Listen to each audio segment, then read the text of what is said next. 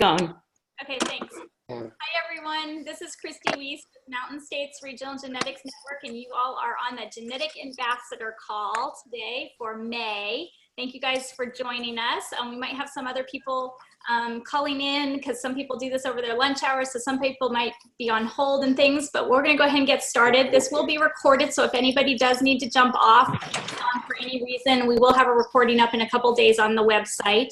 And we are going to do serving on groups training today, and Melissa Fox from Texas Parent to Parent has joined us and has so graciously offered to present with me for this today. So I thought we'd do just real quick introductions, and then we can go into the serving on groups. So I'll call off who I've got written down, and then if I've forgotten anybody, please announce yourself. But I have Melissa. Do you want to say hello, Melissa? Oh, yes, I'm Melissa Fox. I work at Texas Parent to Parent. I am a parent on the Mountain States Genetic Regional Network Texas team. I have a 27-year-old son with Down syndrome, and I have a 31-year-old son with a learning disability and anxiety issues. Thanks for being here, Melissa. We appreciate you. I have Jesus. Sure. Next. Are you on here, Jesus? I saw you. Did you go? Are you still there? Did we lose him? Yeah. Oh, there he is. I can hear you. Oh, I could. Yeah. Introduce yourself, Jesus. Oh, I'm sorry. Okay, well, for sure, to call me Chewy. I'm a person with MPS, but I joined the group a while ago, maybe a couple of years, just to find out what's out there, what's the new possibilities. For I'm not sure, for families with special needs. And you can just, that's all I got. Great. Hello? We got you. Thank you. We're supposed to call you Chewy. Can anyone hear me? Yep, we can hear you. Yeah, there was just a little bit of feedback, but we got most of that. Uh-oh, now I think he's frozen. Yeah, I'm here, but the connection is kind of weird. Yeah, that's okay. We got most of it. Yeah. Thank you. Susan. Susan, go ahead. Hi, I'm Susan Owens. I do autism and oxalate biomedical research, and my family has a lot of weird genetics, and we recently did Dante, and that is bringing up some very interesting issues. And so anyway, I'm very into right now trying to figure out what consumer genetics has to offer. And anyway. Yeah. Great. Thank you. And Sherry, do you mind introducing yourself? Hi, I'm Sherry Santa. I work with Melissa at Texas Parent to Parent.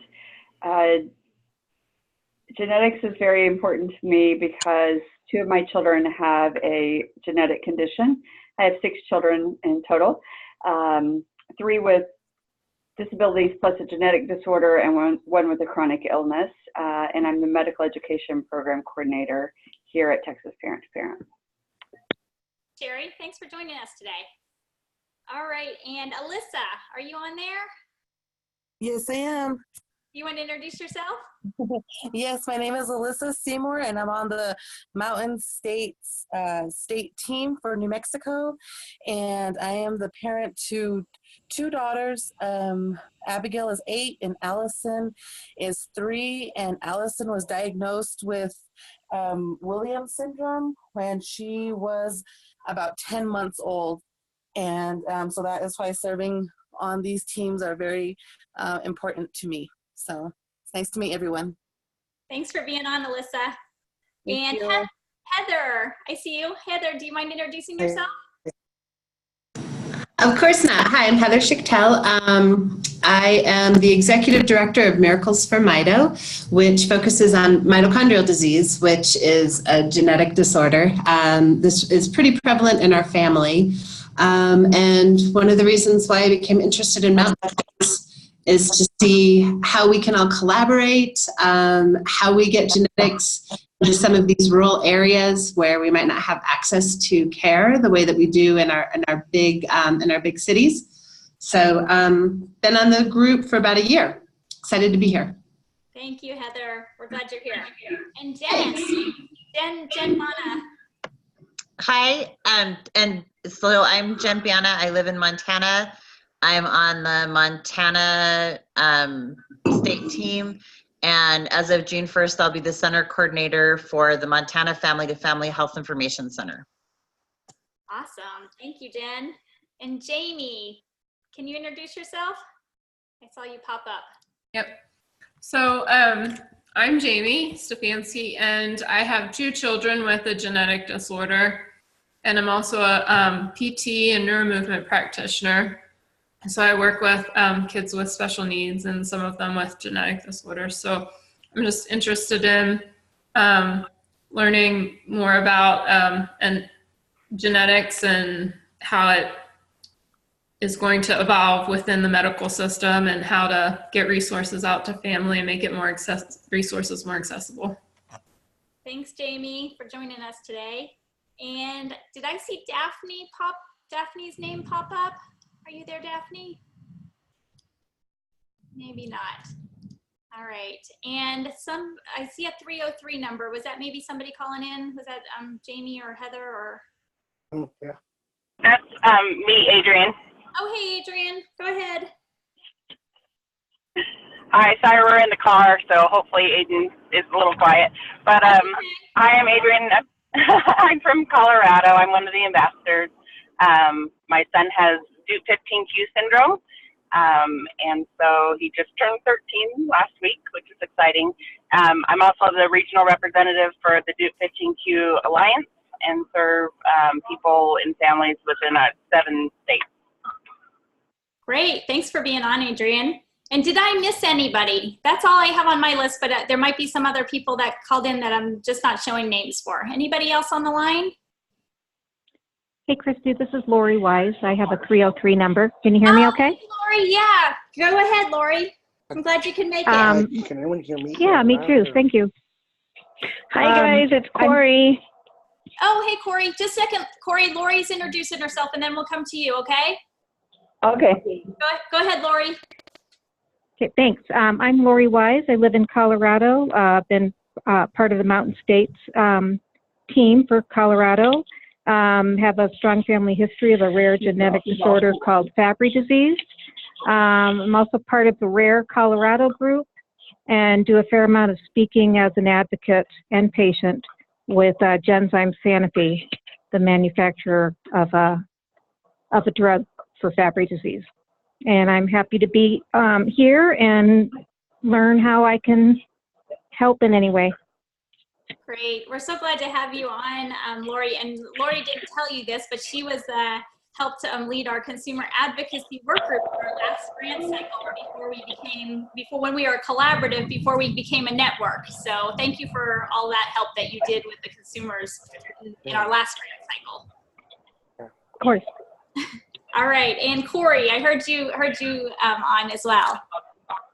Yes. Hey, everybody. It's me, Corey. I'm here in Laguna, New Mexico. I'm a parent. I have a kid with peanut allergies and a brother that is hearing impaired. And we have several different genetic anomalies in the rest of my family. So I'm a parent. I'm here just listening, learning, and I mean, if anybody has any questions, feel free to ask. Thank you, Corey. And one last name popped up. I see Kay Kelly. Kay, can you introduce yourself, or are you at work? Okay, I see a chat. She's at work. Just listening. Okay, no worries. So Kay Kelly is from Colorado. So, all right. So anybody else that I missed, or can we go ahead and start the Serving on Groups training? One last call. Are we good? Okay. All right. I'm going to share my screen here. Give me a second, and hopefully you all will be able to see it. Okay. I'm going to go back to the beginning. Can you guys see that? And I'm going to make it big. Is that better? Good? Okay. Perfect. So we are going to do serving on groups. We have been doing this training ever since last October, since our genetic summit with 1 module a month. And this month, I am so excited that Melissa Fox from Texas Parent to Parent has joined us. She actually went on a scholarship that was through the Genetic Alliance and Genetic Education Center, which we'll talk about in a little bit towards the end, to be trained in serving on groups training. Just in, when was that, Melissa? Remind me. It was just a couple months ago, 2 months ago. Oh, I can't hear you, Melissa. You're on mute. Anyway, Sorry. that's okay. Yes, I think that was March. Yeah, so she went to Kansas City, trained as a trainer in serving on groups, and so she used her skills today to help me do this. So this section is section 5, and it's called Tips and Strategies for Groups. And we're going to talk about a couple things: what makes effective meetings, what improves group dynamics, and what is two-way communication. I'm getting a little bit of feedback, so if you guys don't mind muting your mic, that would be really helpful. I don't know if I can do that from here. It's down in the bottom left-hand corner of your screen. There's a little microphone. If you click it, you get a mute. I don't know if I can mute all. Okay, I'm gonna keep going. So, the first thing I'm going to talk about is tips for effective meetings, and that is things like being prepared as a group. We do this with our state team meetings. Our groups sometimes powwow before, co-leaders powwow before the group. We really try to start and end on time. That can make for an effective meeting. So I was really cognizant of that today. So we will try to get everybody out of here in an hour. And having the information needed to make decisions is really important, especially when we're talking about serving on groups. We're talking about serving on decision-making groups. And those decision-making groups can't make decisions unless you have all the information.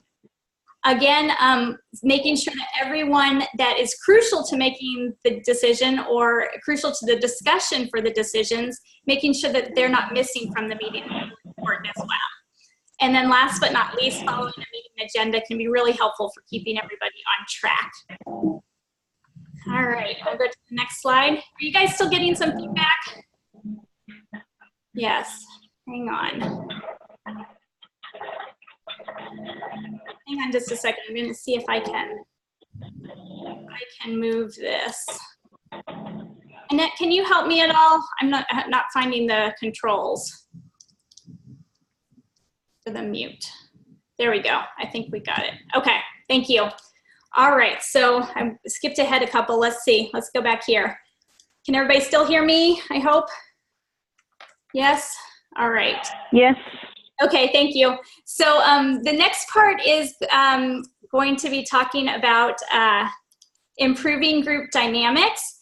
And we've talked about a couple of these things already in some of our other sessions, but really having members get to know one another and get to connect is really important for a good operating effective group. We talked about icebreakers in one of the previous sessions, but those can really be helpful. I remember back to our last grant cycle, and one of our members of our consumer advocacy work group, Joe Martinek, he always started off with a question whenever we met together in person. And it would be everything from who is your hero to what is your favorite food. And it really made people at ease, because as you shared, you really learned a lot about people, and you got to know them just beyond their name and their state and where they were from. So using icebreakers can really help. Allow time for cultural connections, and Melissa's going to talk a little bit more about cultural aspects here in a second. And orientations can be really helpful for new members coming into a group. We try to do this at Mountain States especially around the time of our genetic summit. Some of you were part of this because you were consumer scholarship winners, and it was maybe your first time to interact with Mountain States. And so we did a consumer orientation before that meeting. But whenever you're bringing new members into the group, it's helpful to kind of give them the lay of the land and help them understand a little bit about the group. A refresher is not a bad thing for current members as well. Sometimes just getting everybody on the same page with the group goals or the task at hand can be helpful. And then providing training and mentorship can be a way to improve group dynamics as well. This is a piece of that we offer with Mountain States, which is the advocacy training that we're doing now. I just got an email today from one of our genetic ambassadors about mentorship, and that's definitely something that I would love to discuss with anyone that's interested, because I think that could really make for a stronger Mountain States group as well. Christy, can you hear me? Yes. We can't see the slides. We can see. Okay. Sorry, I apologize. Let me go better. Can you see it, Jen? I hope. Yeah, we can see it. Thanks, Jamie. All right, and so last but not least on this improving group dynamics is giving a group's background information and history. Many groups, like Mountain States for one, has been around in some form or iteration for many, many years. It may have had a different name, it may have been a different grant cycle, but sometimes giving that history and that background to somebody can really help them understand a little bit more about the group and make them feel part of the group. So I'm gonna switch over to Melissa, and she's gonna take it from here on what is culture, and I'm going to advance the slides. So let's make sure we can hear Melissa. Are you on, Melissa?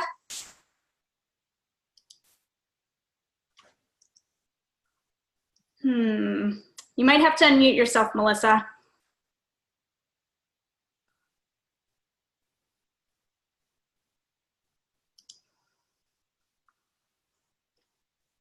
Did we lose Melissa?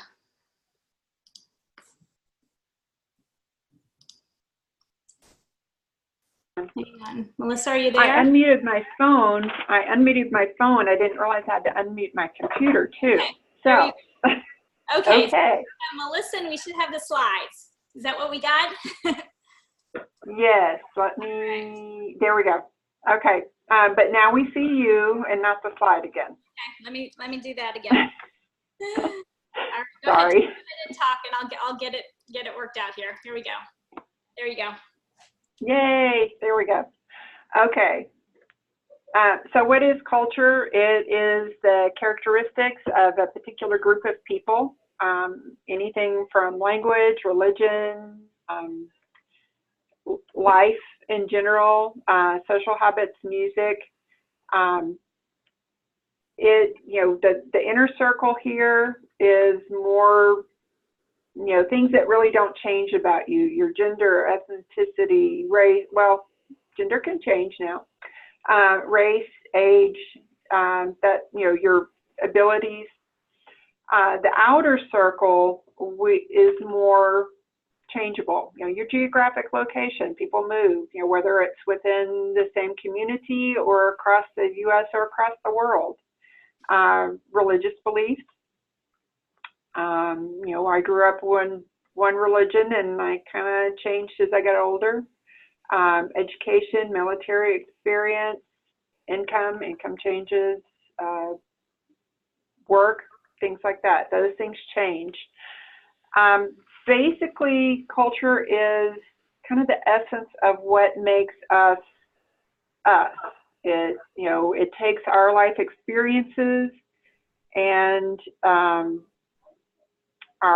the way we grew up and makes us who we are. So if you want to go into the next slide, Christy. We're going to watch a little video. I like it a lot. Oh, we see you again, Christy. That's picking up. I'm getting the video. Oh, okay. We're going to watch a quick video. I like it a lot. It tells a little bit, more about the Hispanic communities. But I like the part, especially about the tree. It tells what we see and the things that influence us that we don't really see. So let's watch this and then we'll talk again. All right, here goes. Let me know if you can hear it. My name is Adriana Vicuna and my family's from Lima, Peru. Both of my parents are from the Dominican Republic. My family is from Mexico. And my parents are from Mexico. My family is from Mexico. My mom is from Guadalajara and my dad's from Michoacan.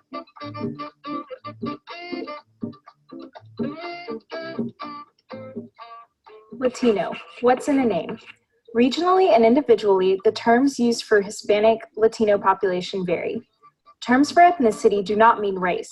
In census data, for instance, people can be Hispanic and white, Black, and Native American, and so on. The word Hispanic is used consistently by government agencies. It implies a connection via the Spanish language, but isn't used in Spanish itself. The word Latino sounds more like a Spanish word. Latina is used to refer to women. Latino, Latina tends to be used by those in the social and educational services. In many cases, Hispanic and Latino are used interchangeably. Chicano is a word that is used primarily in Western states by multi-generational Mexican Americans. It often carries a connotation of being politically aware or active and gained favor during the civil rights movement. Many first and second generation immigrants prefer to highlight their country of origin, identifying themselves as Mexican or Venezuelan, for example, rather than a more pan-Latino identity that glosses over important differences. Mexican American, Cuban American, etc. also are used especially by the second generation and beyond. The bottom line, ask how people prefer to refer to themselves. What is culture? Think of culture as being like a tree. What are some of the elements of culture that are on the surface? What elements are below the surface? The parts we often see, the branches and leaves, are things like clothing, food, holidays, and customs. These are not necessarily the most important part of culture. Instead, the hidden parts, the roots, are things like gender roles, orientation towards time or personal space, beliefs about education, attitudes towards in and out groups, values, even opinions about how the world works. These are not readily apparent to the observer, but often are parts that cause the most problems when we interact. Similarly, like a tree, culture is not a constant, unchanging thing, but rather is dynamic, growing, and changing. Any individual is shaped by his or her culture, but not defined by it. However, it is clear that the shared experiences, outlooks, and history of a particular group do have an influence, and this influence is quite important. It's easy to slip into categorizing and stereotyping based on superficial aspects of culture.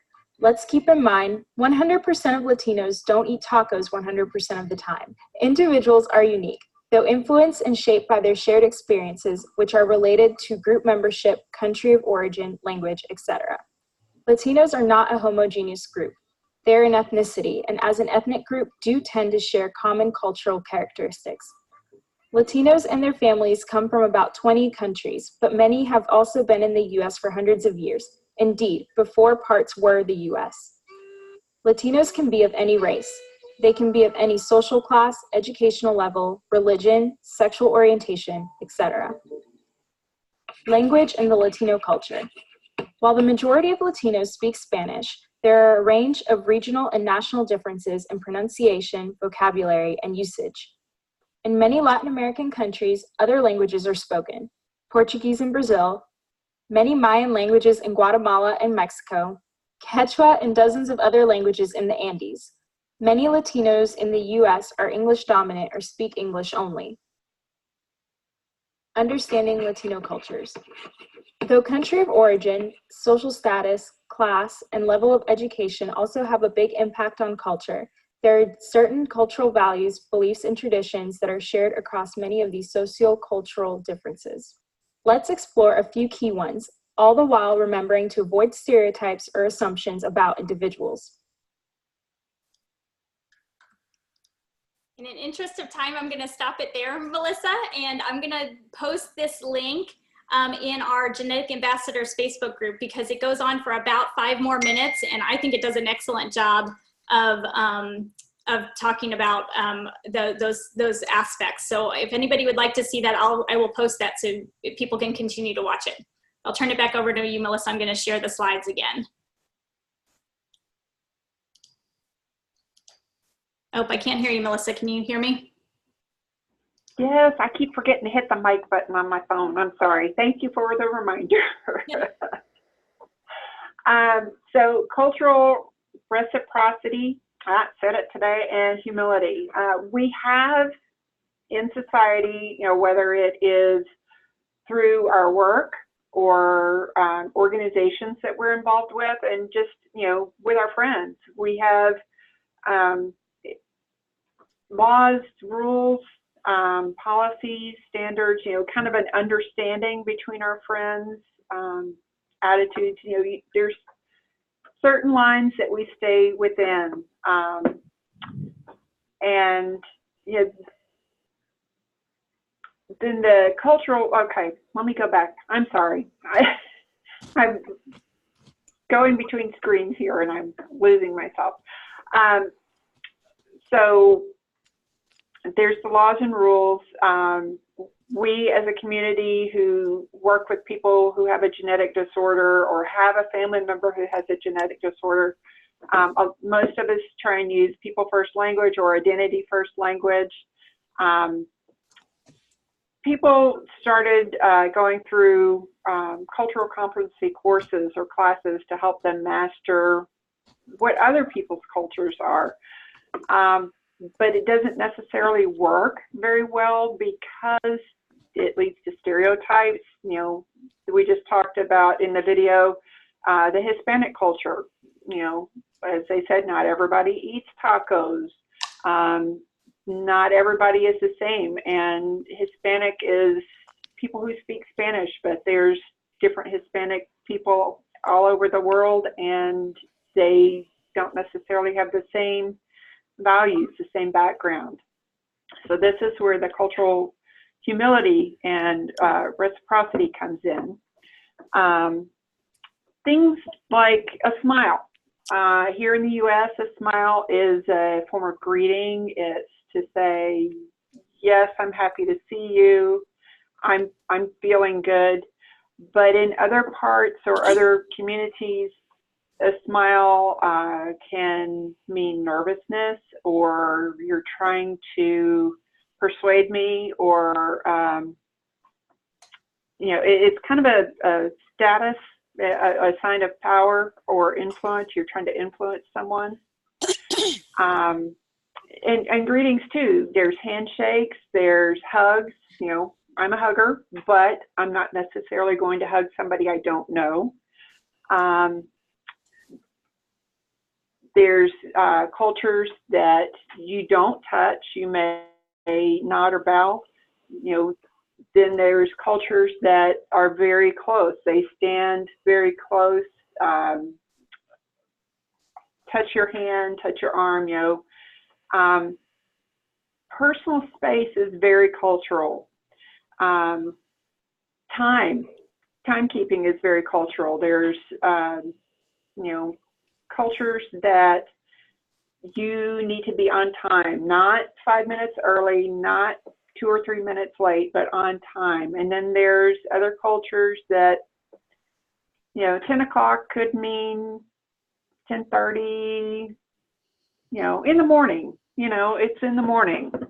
It doesn't necessarily mean a specific time on the clock.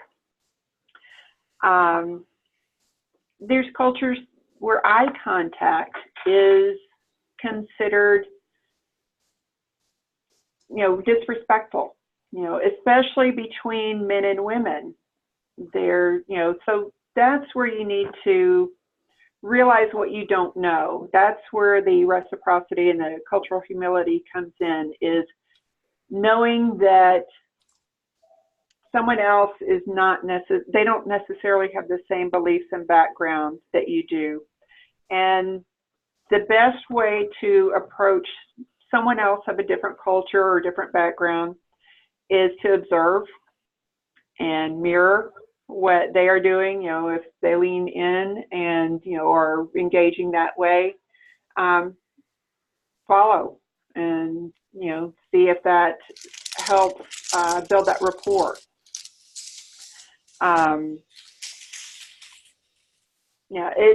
It's knowing that you don't know everything, and that you are making that commitment to continue to learn about other cultures.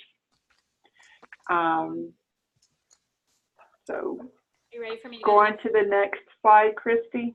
Yep. Okay, so keeping, here we go. Here we go. Here we go. Yes, so learning about other cultures, that other cultures are unique, and honoring their differences.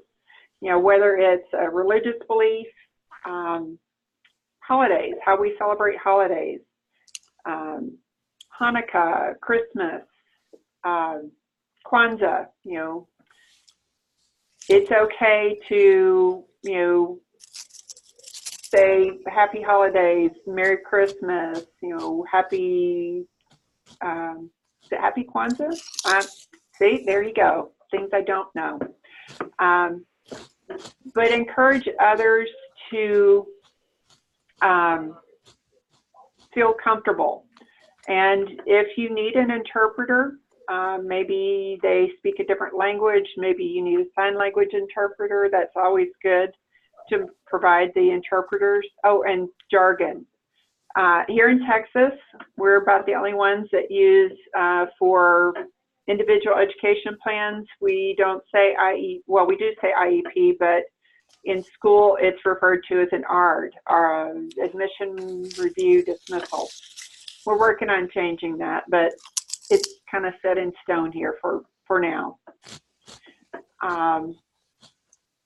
And understand that your cultural norms may mean something different to somebody else. And that's key, is not trying to understand how your actions are, you know, what they mean to you, or the other person's actions mean to you, but what your actions mean to the other person. And, you know, like I said, the smile, the handshakes, or the physical contact, or the physical face, what it means to you may mean something completely different to somebody else.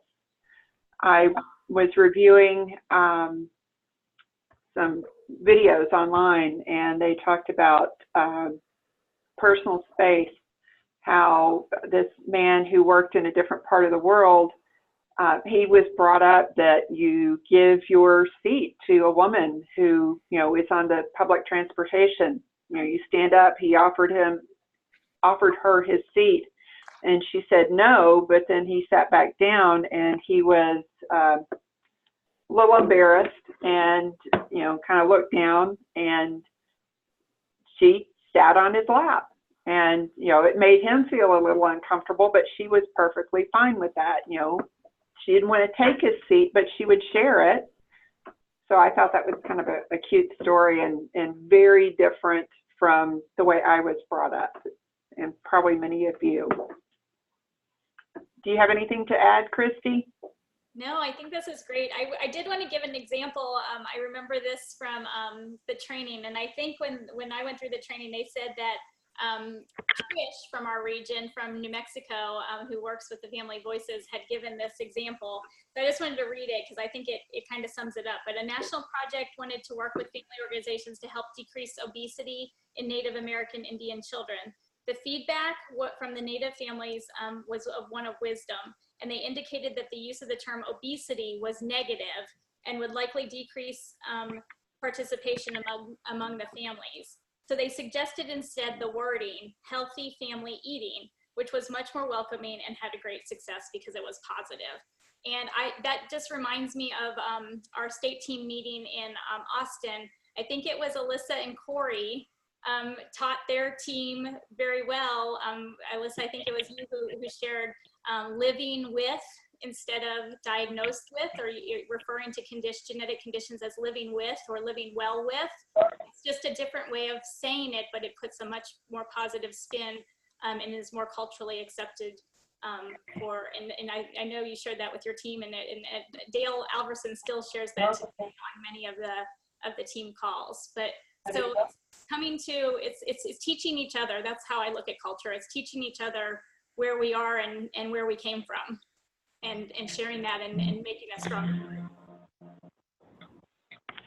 Yes, and also in that training, also in the Native American community, is you don't use genetics. You use disorder, you use disease, you don't use genetics, because people who have, you know, had their culture, Corey, help me out with this, the right wording here. So being like culturally appropriate, and sometimes using those type of words is, it's not culturally appropriate because it's seen as something that happens. It's part of nature. It's not something as an anomaly that sometimes the word genetics really puts forward. So I think that when we look at it, I mean, even for myself as a Native American and going into another community of other Native Americans, it's not making the assumption that we're, just because we're Native American, we're all the same. I mean, it can be myself to a Navajo person. It's going to be like night and day because our belief systems are different. And I think that's always really important to keep in mind. And I think it's important to also remember that there's nothing wrong with asking questions, because that's what's going to help us better understand and educate each other about our different cultures or where we come from, or even our belief systems, because it alleviates the assumptions that we're making and saying, well, I don't know, so can you please help me and teach me? Because I think too often we get caught up in being like politically correct, that we need to go back to the basics and just say, yeah, I don't know, I want to learn. And if we keep just remembering that, I think we can get really far in that. I think sometimes that is where we get caught up, is we want to try and be so correct and help so many people, but sliding back and just remembering that we're all human beings and keeping it basic to say, I want to understand you better. It goes a lot further than we would realize. Awesome. Thanks, Corey. You a great transition to the slide. Alone we can do so little. Together we can do so much, right?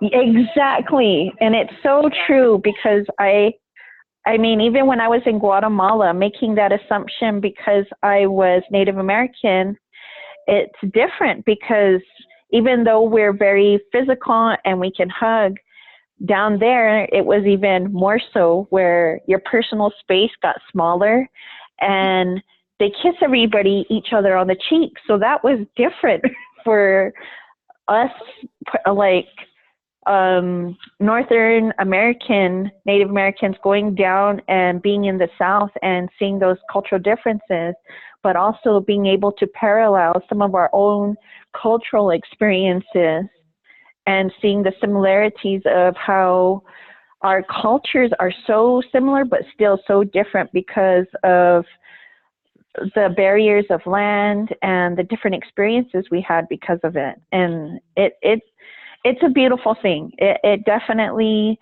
opened my eyes to the possibilities of how we can collaborate and work in solidarity with different nations and the importance of that. Thank you for sharing. I'm going to go on to the next slide with the two-way communication, because we're getting a little low on time. Melissa, did you have anything else to add, or is it okay if I go on?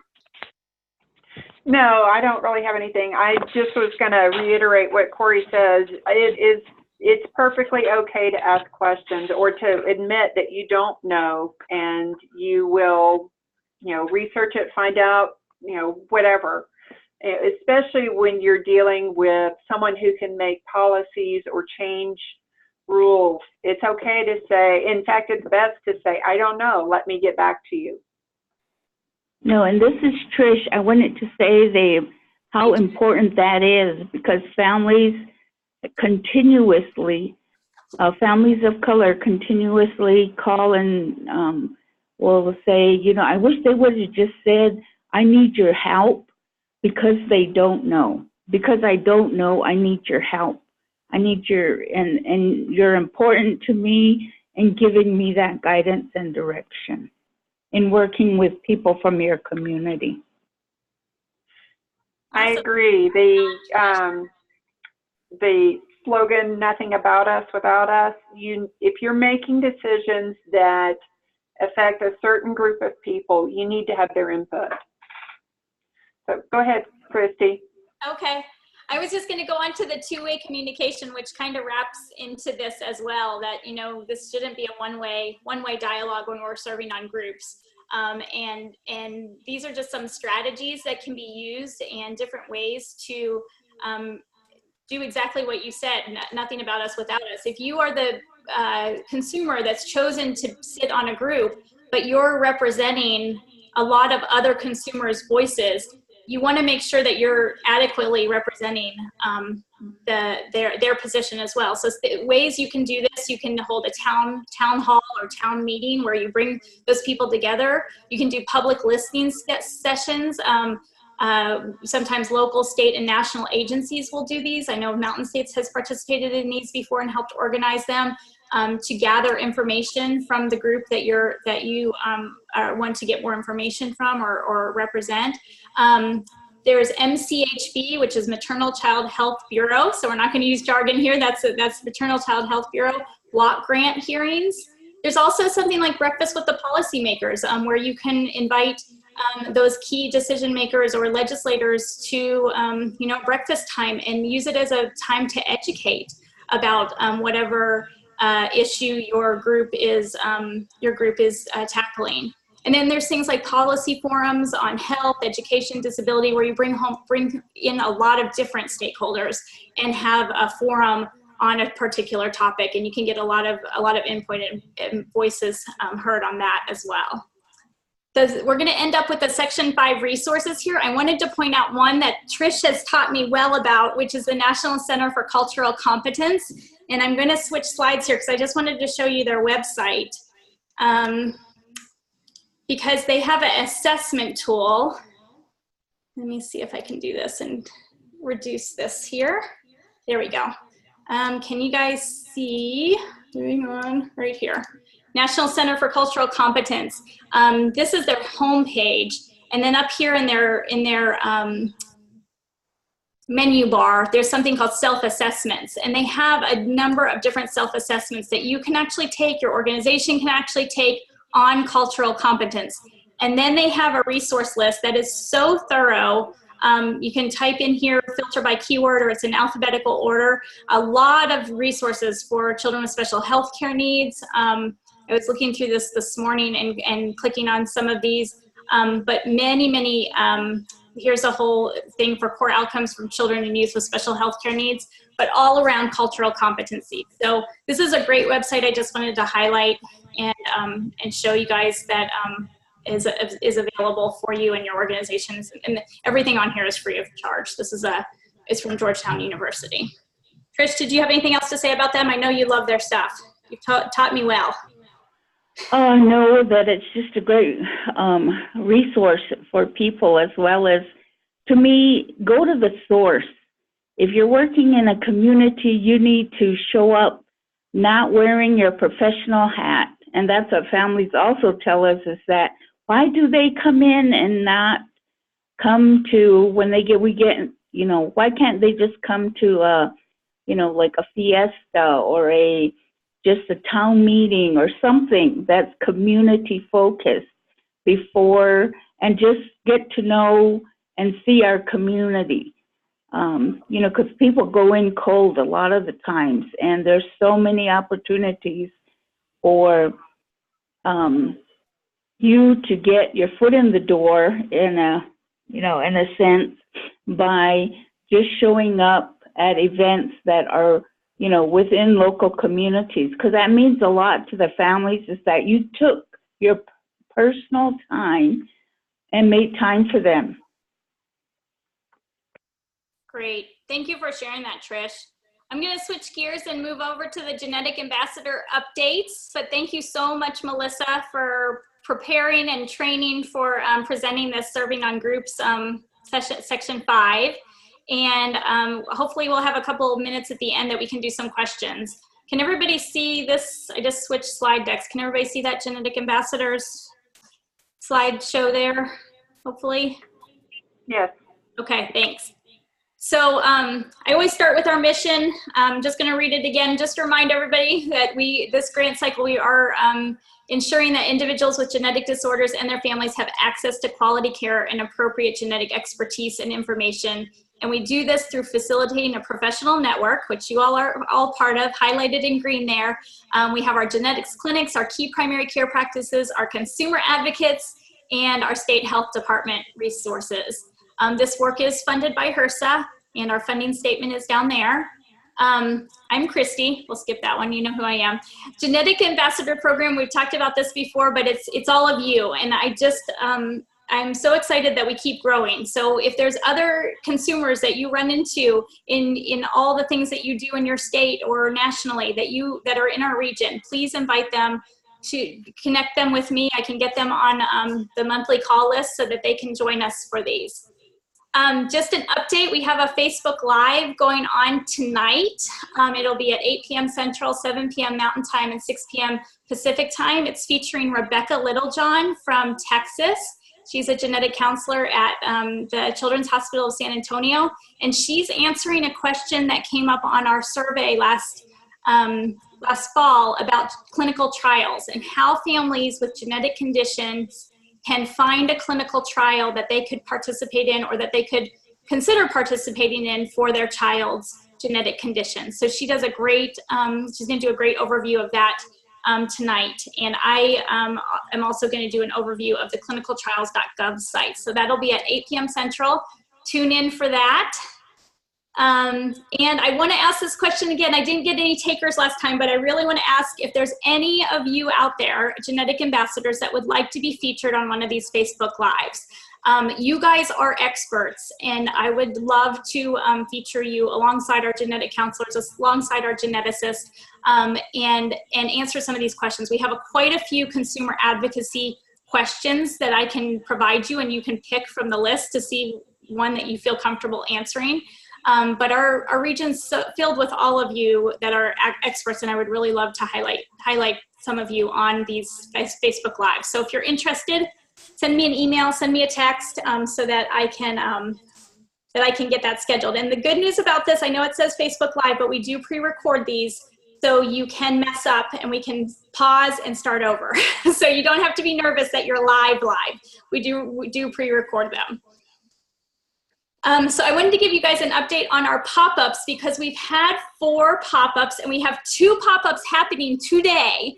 We have one happening in Nevada and one happening in Arizona today. And then our last one will be on tomorrow in Wyoming. But I wanted to show you, we have had 4 of them so far. So I have some pictures of our pop-ups that have happened so far. So Allison from the Sickle Cell Association of Texas had our first pop-up in Houston, Texas. And these are some pictures. They actually combined their pop-up with their patient empowerment summit that they were already holding in Houston. And so they popped up a table. You can see it there with the resources and the information, and our fuzzy little DNA guy was the photo prop. So they had a great turnout. I think they had about 30 people sign in at the table, but they had about 150 at their conference that they had asked for brochures to be handed out to. Jamie, who's on our call, did her pop-up on May 5th, right before getting on a plane and flying to DC for the Family Voices Conference. And Jamie, did you want to mention anything about your pop-up? She did it in combination with an event that she was holding for Neuromovement. Did you want to mention anything? Sure. Just that it was a great experience. It was nice to connect with the families, and it was great to have Stefan from the Mountain States team there to talk with the families, and it was good to have it as a combined event because they got multiple different resources and things at the same time. So we had a Neuromovement event, and the families and practitioners that were there for that got to attend the pop-up and speak with us about genetics. And most of them either had not had testing or had not had testing in a very long time.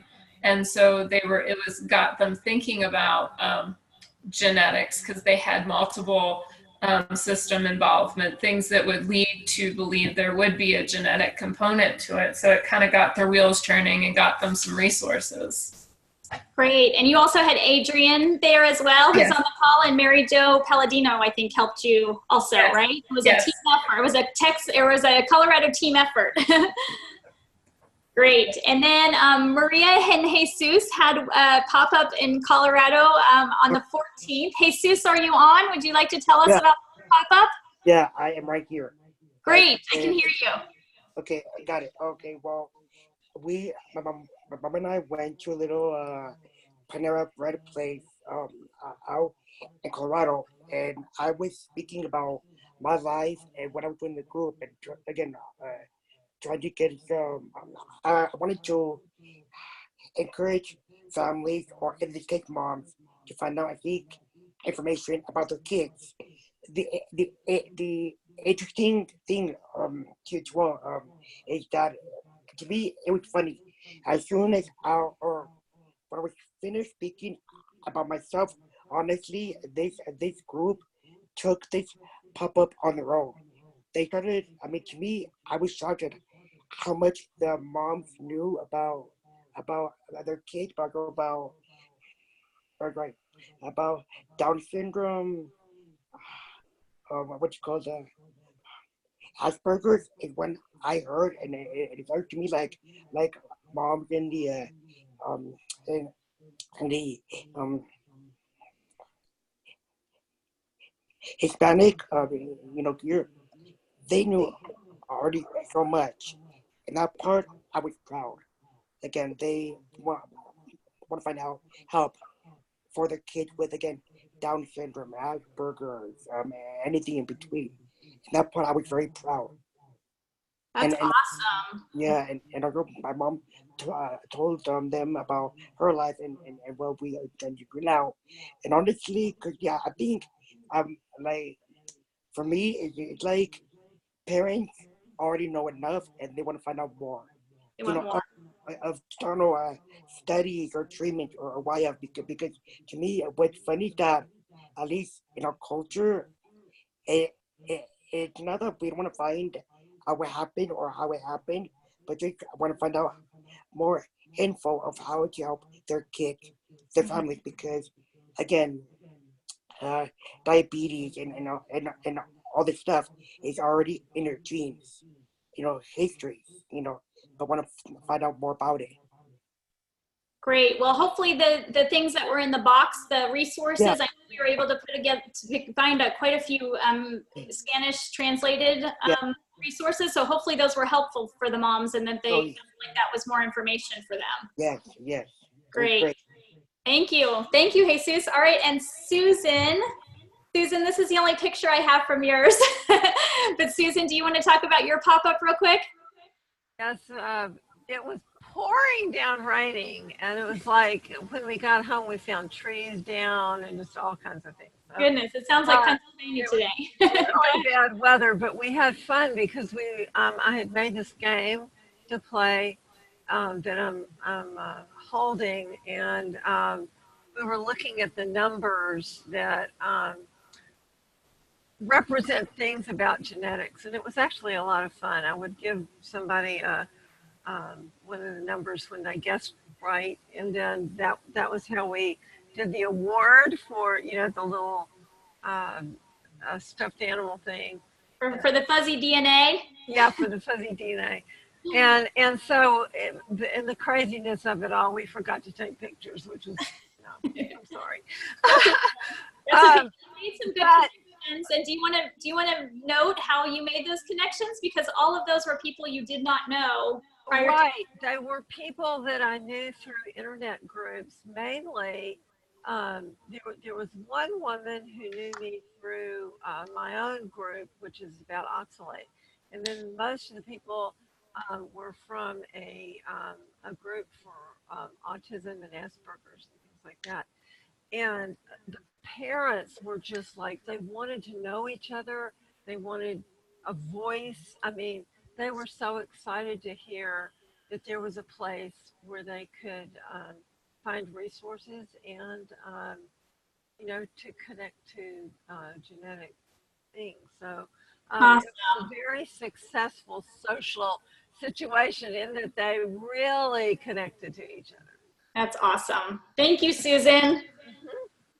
All right, and speaking of resources, I'm going to highlight our resource of the month here real quick, but I just wanted to note that 4 of us went to the Family Voices Leadership Conference in the beginning of May, and these scholarships were from the National Genetics Education and Family Support Center. I think everybody was on the call. Jamie, Jen, Alyssa, and I attended that, and that's actually going to be what I'm highlighting as a resource of the month is Family Voices. So I wanted to show you all their website, which is familyvoices.org. I'm going to just actually switch out real quick here and stop sharing so I can show you that. Let's see. Where's my share? There we go. And you can see there, this is the Family Voices website here. It has a clickable map so you can find resources in your state. But this is a way to find Family Voices state affiliate chapters and also the Family to Family Health Information Center. And those are the Family to Family Health Information Center is a federal grant that is given out. And Jen was on here, Jen from Montana, she had introduced herself. She's going to be the director of that grant in Montana. So we have a number in Texas, Parent to Parent holds that grant, I know, from Melissa and Jerry. So there's a number of people that are already involved with Mountain States that are already connected and in the Family Voices network. But I wanted to make sure everybody knows about this website. Here's the conference information is on their website too. You can click that for details. And that actually takes you where all the presentations are. So the presentation materials are on there. So if you guys wanted to look at any of the presentations that were done, there were tons of great presentations. I just wanted to show you that as a resource. They're up on their website. The other thing I would highly recommend doing is keep scrolling down on that familyvoices.org site because they have a subscribe to Family Voices newsletters at the very bottom. And I wanted to show you, they have a couple different newsletters. They have one that gives you an update.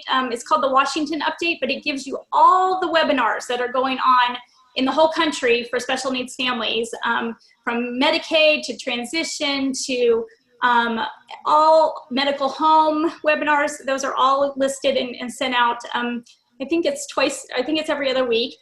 And then they also have a resource newsletter. And I wanted to show you this on our Mountain States website. So if you're on our Mountain States website and you go under the For Families tab, there's the resources tab. And I have these linked because what Family Voices did, it's under genetic resources for families here. They dedicated 2 editions of their resources newsletter to genetics. The first one was in January and they highlighted the regional genetics networks. And in March, they ran another one that had the genetics resources for families. And what this is, this resource e-blast is packed full of all the different regions across the United States, like Mountain States. They're all different, CERN and Midwest and Western states, and each one of them highlighted a different resource, a different couple of resources for families. So this newsletter is jam-packed full of hyperlinks to resources specifically on genetics for families with children with special healthcare needs and genetic conditions. So I wanted to highlight that because I think that's really chock full of information. The other thing I wanted to show you is if you scroll down on our page here with the resources is family support organizations, specifically the Genetic Education and Family Support Center. That's the ones that gave us the grant to go to the Family Voices conference. They work with Family Voices and Parent to Parent USA. And what they put together was a overview for the Mountain States. It's a reference guide linked again on our website. But if you scroll down, this gives you information about all the different organizations, but this is the part I love the best. They made this chart for our entire region of family-led organizations in the Mountain States. So you can look up your state on here, and you can see who has these different grants. So the Family to Family, here you see like Arizona is Raising Special Kids, the Parent to Parent affiliate. This one is the Mental Health affiliate, and then this is the PTI or Parent Training Institute at the end there. This chart has been hugely helpful for me, but I hope that you might find it helpful for you too, for your state, if you're trying to navigate who you might connect with or who you might partner with in your states that are family-led organizations. Christy, So, since yeah. my group is international and you know, has people from all over the U.S., is there a similar chart for other of the networks that would talk about other states? So this chart is for federally funded parent-led organizations. So, right, but I mean, do they have them for other of the networks besides the Mountain States? Oh, I see what you're saying. You're saying that chart for other networks. Yes, they do have that, and I can get that for you, Susan. Okay, because you know, I have people ask me all the time, you know, are there similar networks where I live? Yep, absolutely. I can get that for you. Can you post it? Can you send it to the whole group? I will see. I think they're all individual ones. So let me see if I can. Let me see if I can find it. It might be easier to upload it to our website and send you guys a link. Okay. Do that. Okay. Yeah, because I think I mean every time I tell people about Mountain States, they want to find out about the one in their area. Yeah, absolutely. Okay, well, it is the top of the hour, and I want to be cognizant of everybody's time. I'm already 2 minutes over. If you guys are not part of our Genetic Ambassador Facebook group, send me an email so I can get you added in there. We do have our Genetic Summit coming up, and scholarship, we will be hearing something soon on how many scholarships we have to offer. So be watching the Genetic Ambassador Facebook group for that, and then hopefully our project director's message will come out with information on that. But I appreciate all of your attention today and all of your time today. And thank you guys so much for being part of the Genetic Ambassadors. And thank you, Melissa, again, so much for helping me with the Serving on Groups training. So I will stop for now. I'll hang on here for a few more minutes if anybody would like to chat, but I want to end the call now. So in case anybody needs to run for work. All right, thank you. All right, thanks. Bye-bye. Bye, everybody. Bye. Bye-bye. Oh, does somebody have a question? This is Trish. Did you get my email? I don't know, Trish. Did you send it while I was talking? Yes. Then probably not. Okay. Okay. Just as it's a heads up, so when you check it, just know because I'll be getting on. I've been on conference calls, so I'm getting on a. Hang on, Trish. Annette, can you stop recording the call? Okay. On this next call,